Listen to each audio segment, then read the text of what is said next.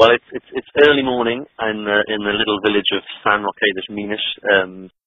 So the usual cockerels and people going to work on motorbikes and a myriad of birds actually in the garden. I'm in the garden of the little base we're staying.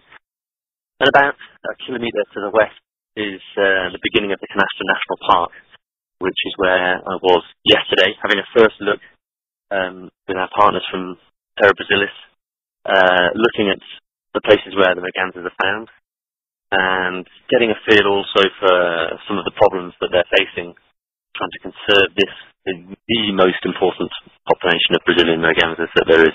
It's very different to Jalapão. We're in a much more developed part of the state, and you do get more of a sense here that Canastra is an island in a sea of agricultural development. It's an island under huge pressure, and you really start to realise that Terra Brasilis, our partner organisation here, is conservation on the edge.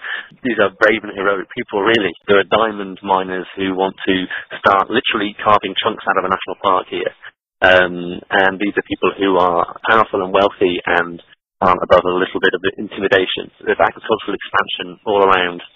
The National Park Service has gone on strike because they're so frustrated at lack of government support. So you get the feeling of, this is a tough place to work.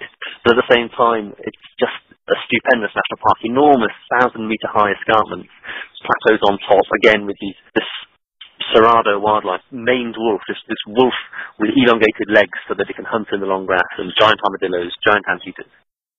And above all, down through the valleys, you get these rivers, much smaller rivers than Jalapão, but similar in appearance.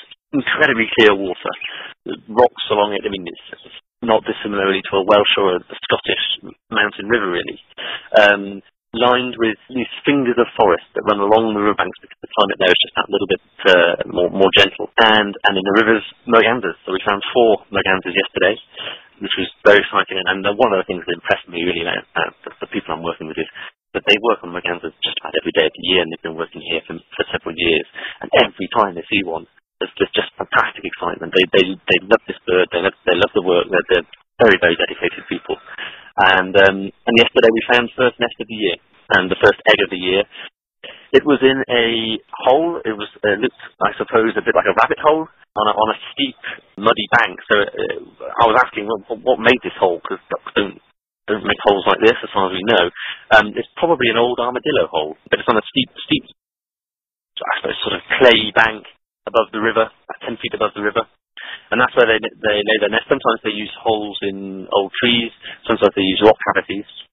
Yeah, they incubate in there, and then the young just pop out at a hatching time, jump down into the river.